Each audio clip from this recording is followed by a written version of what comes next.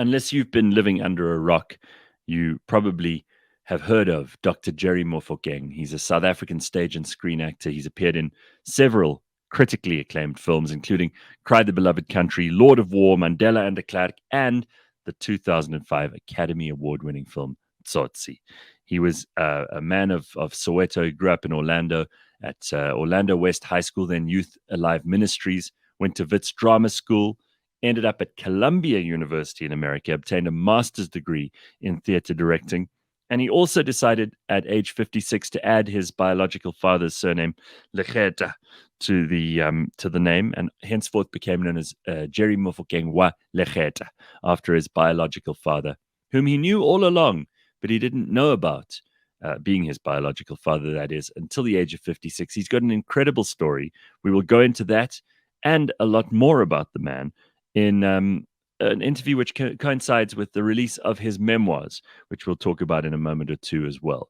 And I'm very excited about this. It's called I Am a Man, a memoir by Jerry Mofokeng. It's so good to see you, sir, and thank you so much for joining us this morning. What a pleasure to have you on. Thank you so much, Gareth. It's Makhetha, just so that the family Makhetha doesn't slaughter you. Makhetha. So, Jerry, first of all, I mean, it's great to see you. You look like you're in rude health. I know that many people in the acting and the performing and the entertainment business took a hard hit during lockdown. I'm sure you have friends who've been affected very badly. How did you deal with it, and how have you come through on the other side? Because for many people, it's been a very tough time. I have stayed true to myself, true to my passion, and whilst the bank balance was not always exciting, thank God I have family around me. We never went to bed without food on our tables. And in that time, actually, it was a good opportunity for me to be writing these memoirs. So much as it was stressful in a way, it was a great opportunity to be creative. You know, to a lot of people, time is very scary and it tortures you because when you don't know what to do with it. And so somehow I got an opportunity to actually dig in and even to think about those stories that ordinarily I might not have included here because I did not consider them important. But somehow when you're sitting in silence, you think, and you remember, and you shudder, and you write one paragraph, and you disappear for 2 days because it's too scary, and you think, Right. should I tell it? Should I tell it? And so, yeah, I survived because it was a creative time for me. Well, I'm very happy to hear that, and I'm so happy that you've decided to release a memoir. For some people, that's a difficult decision. Was it something that came easily to you? You have so many stories to tell. You have such an incredible history and an amazing contribution that you've made to South Africa's arts and culture. Was it difficult to decide to write this, or was it easy for you? I don't know if I have an answer to that, Gareth. After I found out about my paternity, I decided to write something, but it was shallow. I still was hiding from myself. I still was not being vulnerable. And I sat in several environments where we were talking about documentaries. And somebody says, a documentary is not a pamphlet. And ideally, you should not write and direct your own documentary Right. because there are darker sides of you, weaker sides of you that also needs to be highlighted. So the people at Lux Verbi approached me and said, listen, is there anything you're writing that we can partner with you on? And I said, yes, I'd like to write a book on manhood. And they asked me to send them something, and then they came back to me and said, yeah, we think there's a book somewhere here. But they had to keep digging deeper and deeper. I did not volunteer myself into some of these passages and gallows and But eventually I did. I thank God. Look, I respect self-publishing. I do, and I understand the merits thereof. But somehow, the fact that I had somebody standing by me and say, Jerry, your deadline. Jerry, you've left this out. And just when I thought I'd finished, they said, your book is not concluded. Give us a final chapter. I thought, Susan, what more do you want? Says Jerry. But do you think because you're an actor, it was easier for you to dig deep? I mean, with so much of what you've done on stage and screen, you have to be able to go deeper. And I love what you said about how the first time you did a draft of this, you thought it was shallow. Um, how do you reach those depths? I mean, for those of us who are not trained and professional actors like you, it's much harder to reach into those places, but you have to do it as a part of your daily bread. You see, there are characters that I act, that I portray, that I have to touch a raw nerve. Hmm.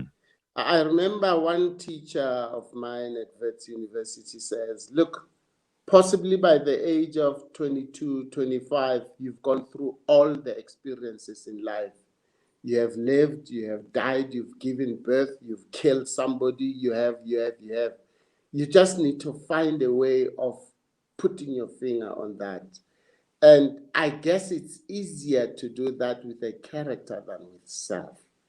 And that's what this book did. I had to turn the camera to myself and That's tough. Gareth, That's that's tough. tough. Absolutely. Absolutely.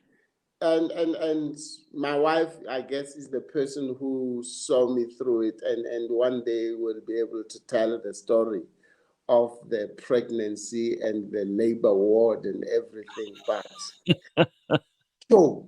Sometimes I woke up at night and said, I've got something, I got something, I got something. I get the laptop, I write 1.5 hours, and then I sleep. And then I can't believe, especially the beginning of that last chapter. That's what happened. Really? Unedited, I sent it to them. Wow.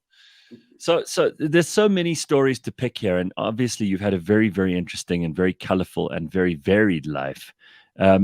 Was it more difficult to see them because again, if you have professional publishers as you have had, and they're chasing you for deadlines, they also decide they're going to cut out things and leave things in, and sometimes you look at that, I'm sure, and you think, now why did they cut that out? I thought that was quite good stuff. I mean, did you get attached to some of the material, and were you upset when the editors came in and took out little bits here and there, or even bigger pieces if they did?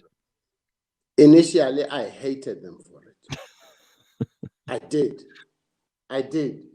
There's a chapter where I give advices to men. I think just guesstimating, they cut out 75% of that. They makes you cut out wonder, in 40 makes you and what? 50 pages. Then you wonder why they even asked you to write. But they said, Jerry, this is not a sermon. This is not a thesis. This is not a how-to book. This is a book, a novel, a memoir. Please, if you want to go and be coaching and counseling, write another book. But this is not it. And finally, I understood. Well, I want to get into your story in a minute, but since you've brought it up, I mean, you have got advice for men, because I think men in South Africa are not necessarily in the best place we could be. We know what the problems are in this country. We know how many of those problems have to do with men not knowing what their role is, men not knowing how to behave, what to do with respect to women, to children, to the family, to their responsibilities in society. And I know men get a very hard time, and I don't want us to spend any time at all beating up on men. But what kind of advice? You're a wise elder, you're a sage man who's lived and seen a lot. What advice did you think about when you were putting together that chapter, even if they cut out 75% of it? I think there are many of us who would love to hear what your advice might be to men.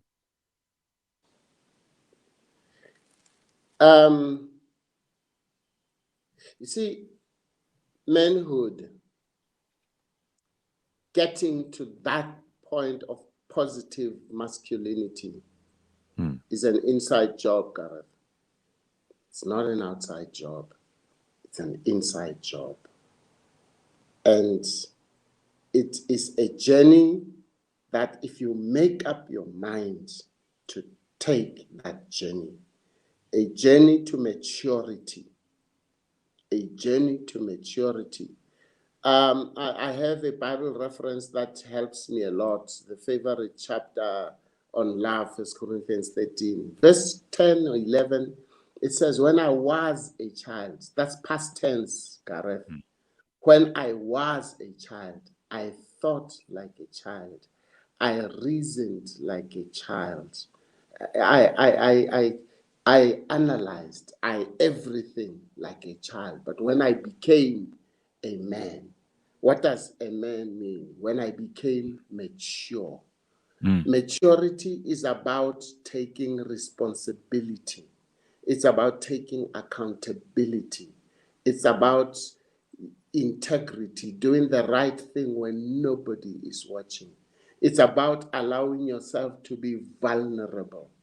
It's about being a man of your word. When your son or your daughter has a concert at school and they know daddy said he's coming and daddy's going to be there, even though I can't see everybody in the audience, the little girl goes onto that stage and keeps looking around. Is daddy here? And after she does her solo, daddy stands up in the audience and applauds. That is for life. That applause is for life. You have built that girl inside. When your little boy scores the first goal in those grounds, that goal is for life. And so I am saying, dare to be a man and dare to do you. There are things that are common to all men. There are things that are common to all South Africans. But there are things that are you. Dare to get back to you and dare to grow up to the point of one of the things that one needs to do is the ability to say no to yourself, even in those things that would have been nice, but they are childish, they are irresponsible. So when your friends call and say, bro, we've got a Vienna here and we've got girls from UJ, let's go to Clarence.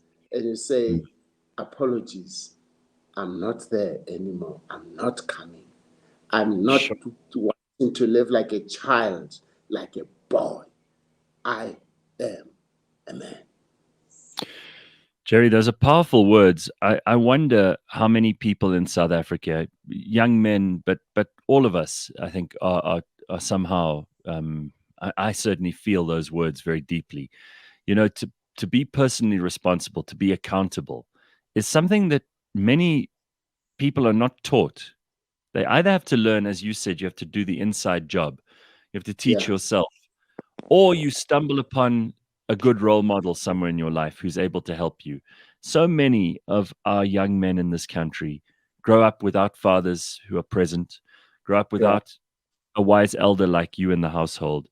And they have to find this as if by magic. It's almost as if we expect them to do something which we would never have expected of anyone else. It's almost an impossible task. And then when they don't get there, we punish them for it. Where do you think it all fell apart for so many young men in this country? And why is it that we've got a generation repeating the mistakes of the former generation? I accept, and this is no excuse, I accept we come from wounded tigers. We come from Yes. wounded tigers. We come from disabled, crippled, beaten up fathers, uncles, grandparents. And yes, there's apartheid that has had its part in it, but also in our families. Gareth, Yes. this thing, what's the big English word for broken masculinity? Toxic. Patriarchy. They call it patriarchy or toxic masculinity. Yeah. Yes. What's that about? The simple example I'll give you is when you go to weddings in the township, and there are all sorts of festivities, and then at some point they take this 33-year-old girl and they put her in a bedroom and they give her to grandmothers and mothers who tell her to nyamezela. That's their primary prescription to that Mm-hmm. girl. It is, you must endure. There are cripples and disabled people in this family. You must never ask a man where he comes from. And sometimes when he has cheated and beaten her up, look, he got married to you, he supports you, at least you are all sorted. Don't worry about it. He is a man. And so patriarchy is about, we excuse men for Mm. nonsense. Allow me to Mm. use that word because Yes. I feel that strongly about it. We excuse men for nonsense. And so they do not volunteer themselves out of that comfort, out of that protection. And it is both men and women who excuse the men in those things. So from childhood, the little boy is taught to sit down and play games on the on the TV and fight for the remote control. The sister must go and wash dishes, and the sister is the servant. He must just sit there and be served all the time.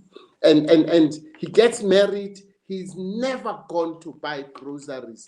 He's never known what it's like to take responsibility for this and that. And so quite often as families, we outsource our sons to babysitting by their wives. We don't raise them to be men. And so what I'm saying is this patriarchy, we're all guilty of it. We all, I might not say guilty, but responsible. We need to No, take responsibility we for are. I it. mean, I know grown men who are looked after, and their whims are indulged by their wives and their girlfriends and even their mothers and sometimes Yeah, even their grandmothers, and they're treated like they're something special, and they've yeah, earned nothing. They've earned yeah, nothing. They haven't necessarily lived up to the responsibilities and the expectations of those women in their lives, and yet they still get away with being treated like that. And we're talking, by the way, Jerry, we're talking about rich and poor. We're talking about yes, old and young. We're talking about black and white. This is a big problem in society. yes, sir. And nobody dares to call those men to order. Nobody. No, least Nobody. least of all, and I hate to put responsibility on the women here, but least of all the women in their lives too, Yeah, because they do revere them. And these men are also sometimes, if they are raised by men, these are the ideas are reinforced, and that's even more toxic and dangerous because then yeah, you end up with them thinking that this is their right as well. And oh well, that's how all men have been treated from the dawn of time. So let's yeah, carry on like that. I'm yeah. curious about the role that particularly fathers in your mind, and your father. This story is a beautiful story. I'd like you to tell the story of your dad and why you changed your surname at age 56 and incorporated the new part of your surname, and what your father meant to you, because I think that's instructive to so many of us. It gives us an idea of why you feel the way you feel. Mr. Makhetha was no angel by any measure. He was not. But he's my father. Hmm. And please understand, the first day I got these news, I cried like I've never cried. And I'm not exaggerating, I'm not being dramatic. I cried myself to sleep. I explain this in the book. There's a Sesotho saying that goes, "Ngwana ke wa kgomo." And the cow is the economy for Mosotho. And Hmm. when you get married to a woman, her value, her worth is counted in terms of cattle. And so my mother gets pregnant with me when she is already married to the Mofokeng family. And according to Basotho, that womb belongs to the Mofokengs. And therefore, when I am born of her, I am a Mofokeng child. And my grandfather, from what I understand, he said to Mr. Mofokeng, the man in whose house I was born, he says, look, things like this happen, man. Things like this happen. It's not the fault of the child, and we're not going to kill this child. And you're going, I want my daughter-in-law to continue to live in this house. She will only go out of this house in a coffin. And so she stayed in that house. And I grew up Jeremiah Matibe Mofokeng. I don't know, possibly this man did not, absolutely he was wounded by that particular act.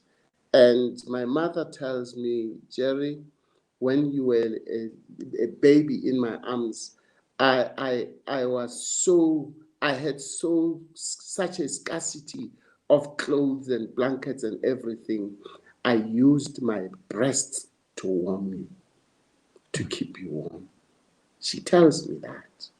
And so I grew up in this family, and my grandfather takes me to Lesotho at around the age of 4, and I live in Lesotho for 6 to 7 years. And he passes away in 1964. So I live another 4 years in the under poverty. Poverty, poverty, poverty. And my grandmother hated me with a passion. One day I remember she spit in my face because I dared to rebel against favoritism. And so I grew up being Jeremiah Mofokeng. And then at age 58, I find out who my biological father is. And so the cow and the DNA are in competition. But please understand, my children and my children's children need to know their true identity.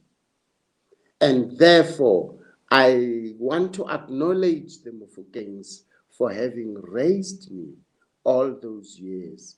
But then I have to tell everybody who exactly I am.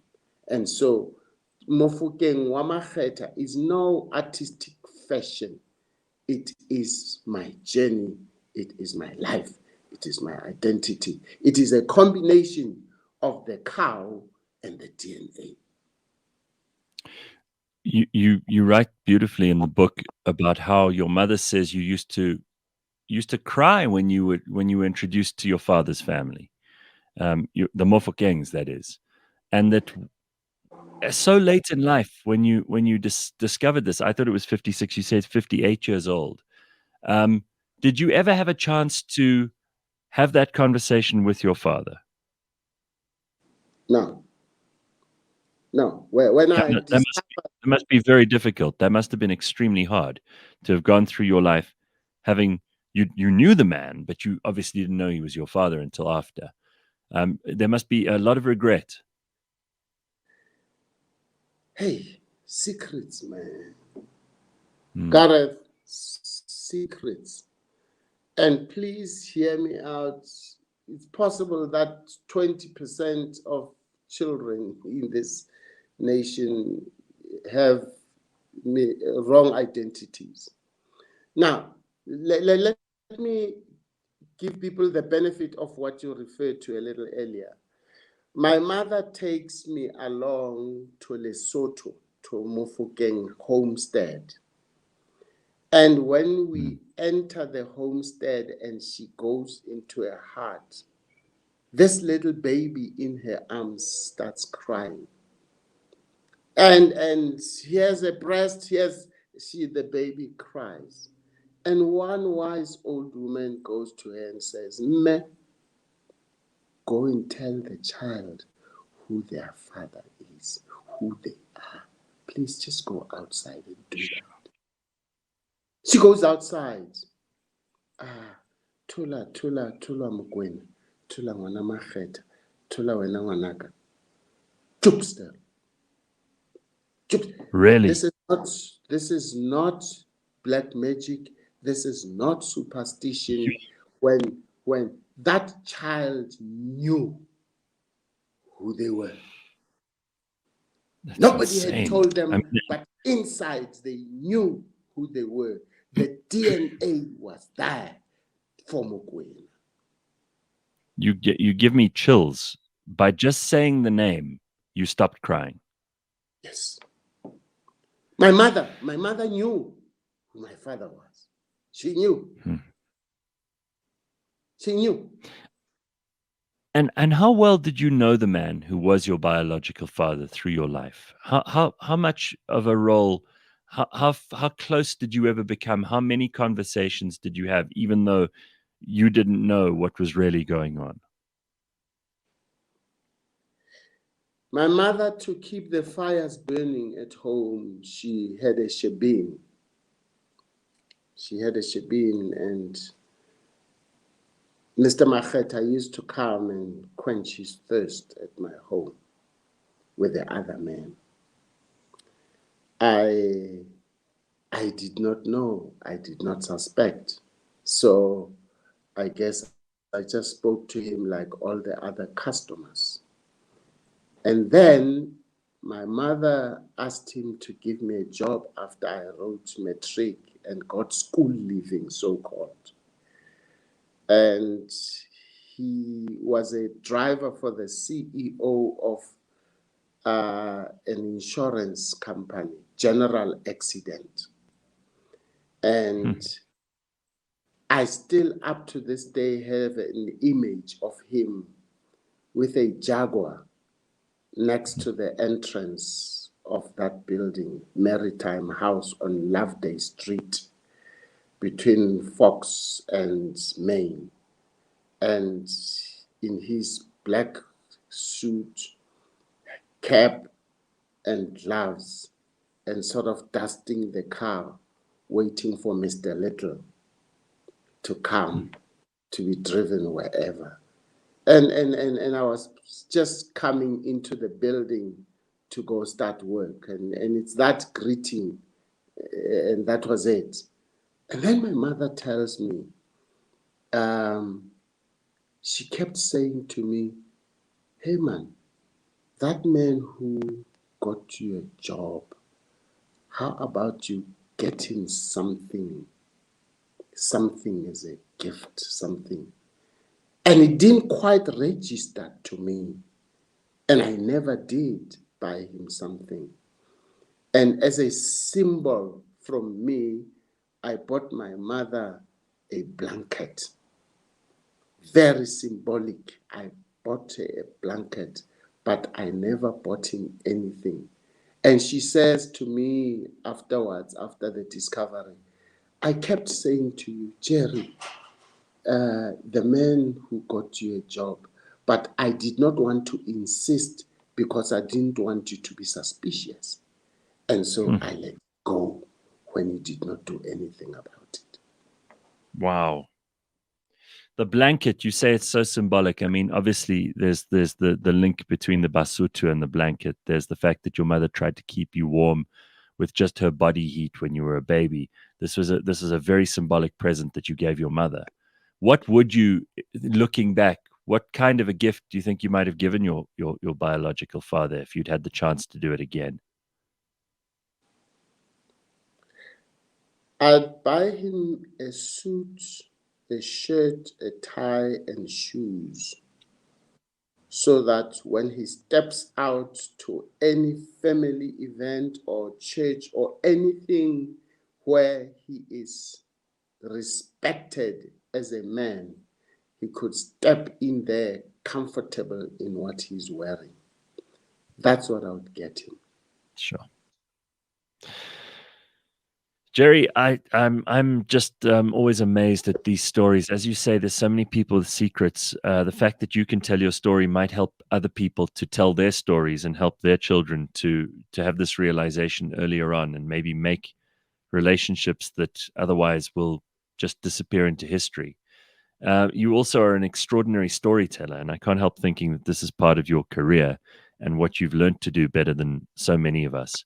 But your career has been extraordinary, and if I can just change tack quickly and talk a little bit about your stage and screen career, um, acting is such a big part of your life, but it's also a huge contribution you've made to the tapestry of South Africa, and helping us to tell our stories.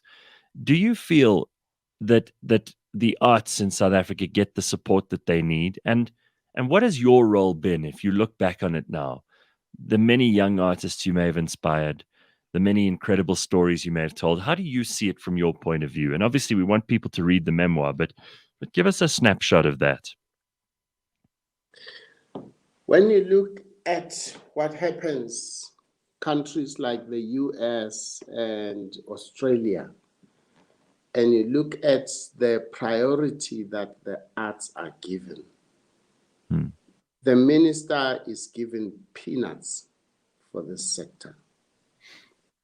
Peanuts. I don't know how much more he can do with the peanuts that he gets.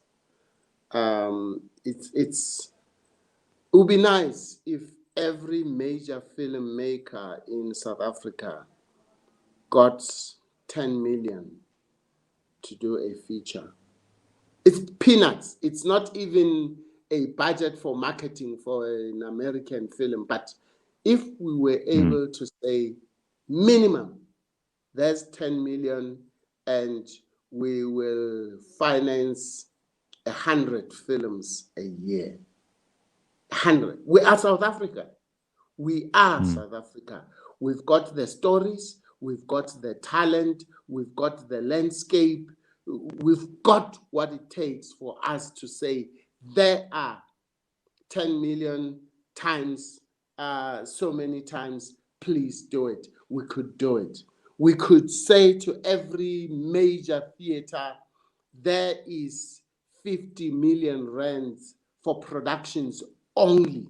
Not the real estate, not the salaries, but for us to make magic, to put together those productions that could hit the world stage, we would do it.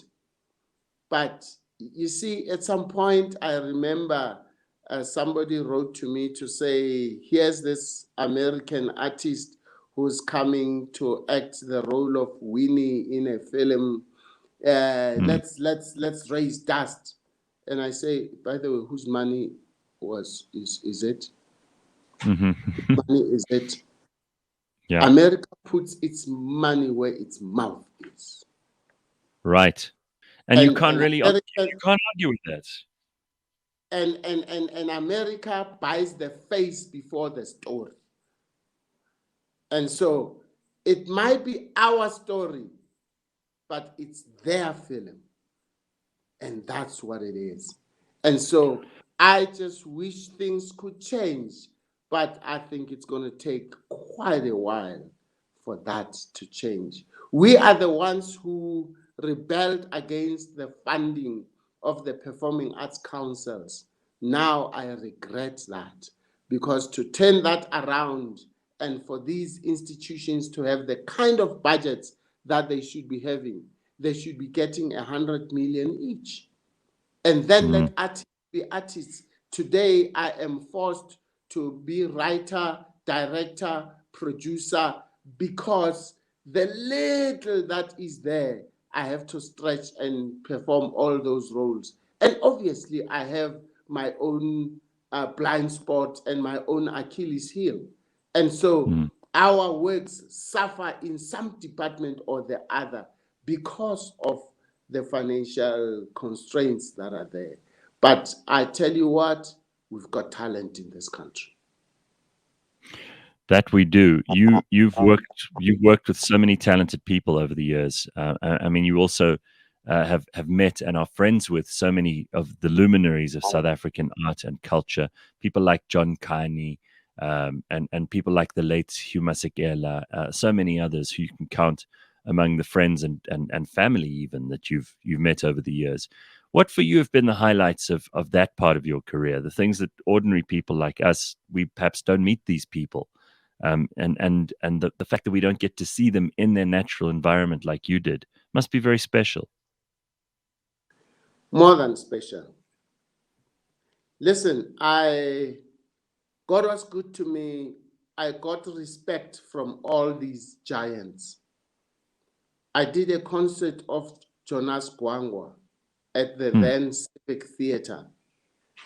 I listened to his music. He gave me CDs. And I went to his house. We had tea, and I listened to him for my research. And eventually I said, I'm going to do your show in two halves. The first half is Blue Note, and the second half is Let's Dance. And I even wrote for him the links in between the songs and everything. I chose the costumes and all. He listened to me. He listened to me every step of the way. The bigger you are, the more of a collaborator you are, because our work is a collaborative art, Gareth. It is. If this interview comes out beautifully, it is because you did your homework and you know how to impregnate and feed the airwaves, and I just cooperate with you.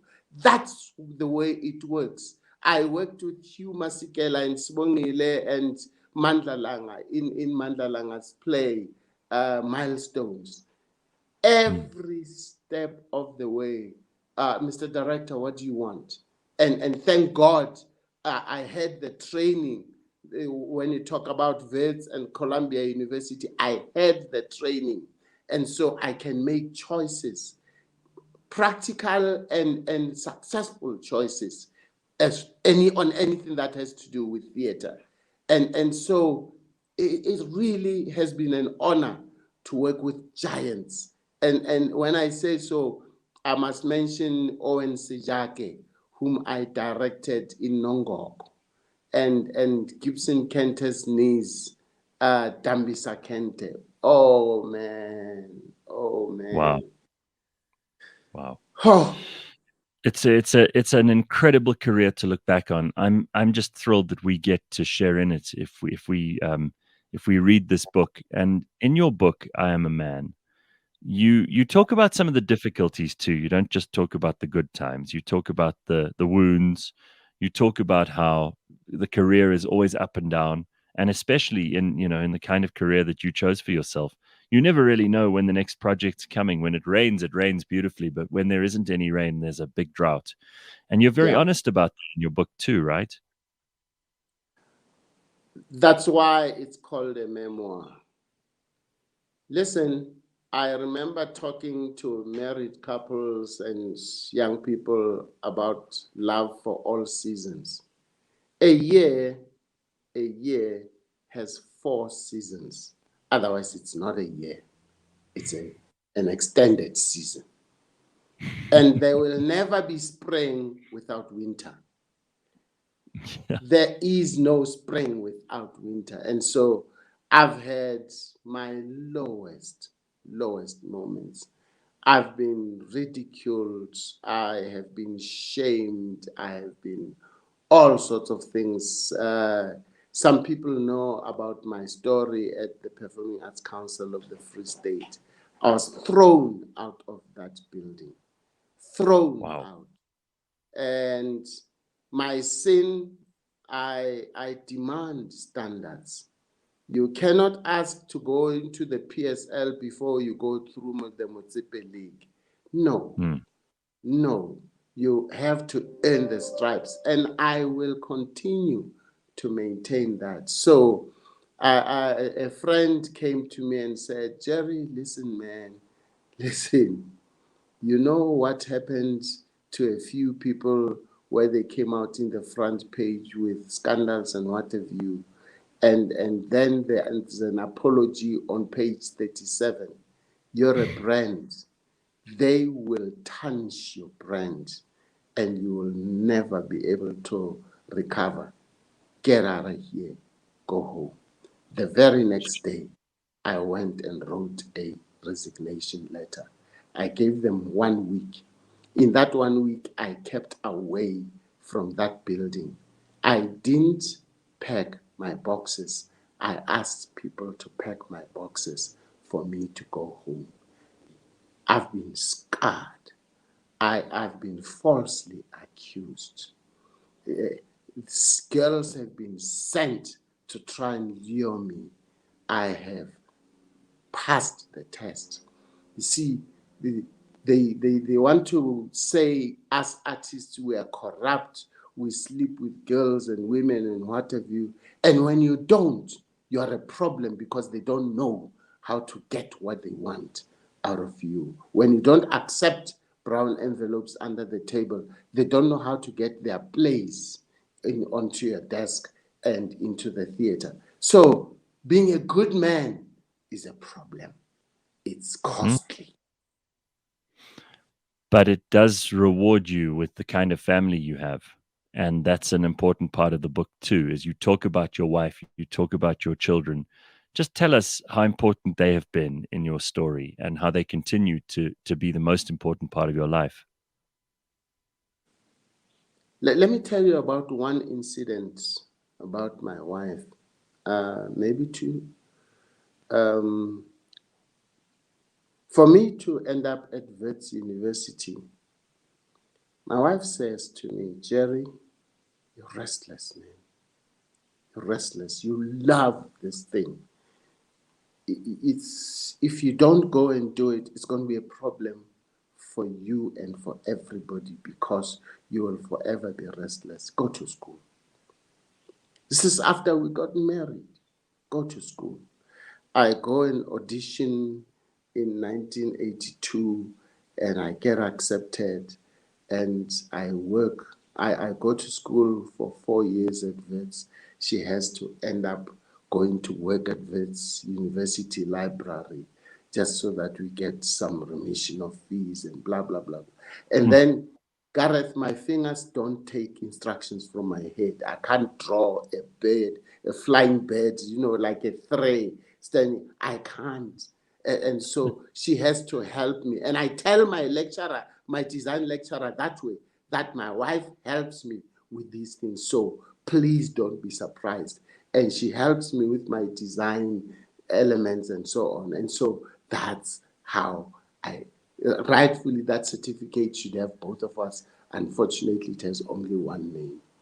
I come back from the US and I'm teaching at Wits and I have about 12 boxes of books.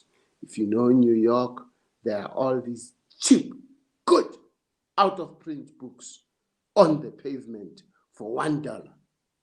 And I come back with 12 boxes. And I go to the Fulbright people and I say, can you please put this into diplomatic courier or whatever? They agree, they help me. Boom, the books come and I put them in my office at Wits. And one day the office burns, the entire floor, 8th floor burns. 8th floor burns. I hit a depression. My wife goes to the kids. She says, listen, Daddy is hurting. He's bruised. He's in pain. So I think you'll realize that he's a little impatient, abrasive, and unlike himself. Please understand, it comes from this. I'm asking you not to take it personally. That is how it works. He'll get over it not too long. Let's give him a chance to heal. And I think maybe it was after 2-3 years when she tells me the journey she took with the kids. I'm almost in tears to say she knows how to take care of a wounded tiger. She does. So it's things like that say, I thank God for the wife that I have, because she just knows how to take care of me without spoiling me, without excusing me for nonsense. But what I need at a certain time, she calls me to order. She told me one day, Jerry, I think you have daddy issues. I almost killed him. I got somebody to go and research this concept of daddy issues and the symptoms and what have you. And vrach divar, I had daddy issues because I hated Mr. Mofokeng, because I grew up with poverty and with favoritism and blah, blah, blah, blah, blah. And I thought it's unfair. Because of his own life choices, I suffered through life. And on the other hand, I was uneasy, Gareth. You read it in the book. I was uneasy. I knew that I was not Mofokeng. And I started asking questions, and And she was getting her prayer groups to support me without me knowing, and this and that, and talking to the children about it. Guys, let's do all we can to help Baba, because I think this thing is eating him up, and I think there's truth to it. And the night before I found out, she sent a message to a program. Please pray for my husband. He is restless. He's in pain. If there's truth to his suspicion, I'd like God to reveal it. And on the 10th of December, which is her birthday, by the way, then somebody stops me at Woolworths in Bloemfontein. So Wow. that pillar next to me, yeah. Wow, that is incredibly moving. That many of us will never find the kind of partner that you found here, someone who is just so full of love and support. It's an incredible thing. And Jerry, how do you feel you've stepped up as a father? Because your wife said you had daddy issues. You've explained the story about your father. You've explained the story about Mr. Mofokeng. How do you think you've broken that cycle, if indeed you have? I took the opportunity to educate myself, to empower myself. I read the books, I went to seminars, I went to counselors when in doubt or in a dilemma. I've done those things that have made me vulnerable, and those things have helped me. I think what helped me is to be teachable, and exposing myself to those sources, those individuals, those processes that taught me and prepared me to become a man. And so it's no excuse. My father denied me, my father abused me, men in the society, the government, apartheid. I went beyond excuse to invest in myself, and that has helped me. It's a very moving story. I can't tell you that I didn't once or twice shed a tear. This is a unique and beautiful story, and as I say, you tell it well because this is your craft. So it is a great pleasure for me to be able to talk to you about the book, and I encourage anybody who is even thinking about it to get themselves a copy of I Am a Man, which will be available soon by Dr. Jerry Mofokeng wa Makhetha. And I hope, sir, that you continue to inspire all these young people. I know some people who've been fortunate enough to be your students at university. I know some people who've worked with you in film and on stage. All of them speak so highly of you. It's really a privilege to have your time with us this morning. Thank you. And you're great at getting it out of me. I thank you for your own craft at catching it on the airwaves. Thank you so much. Thank you, sir. Thank you, Ntate. Good to see you. Thank you, sir. Great day. Dr. Jerry Mofokeng wa Makhetha. What a pleasure.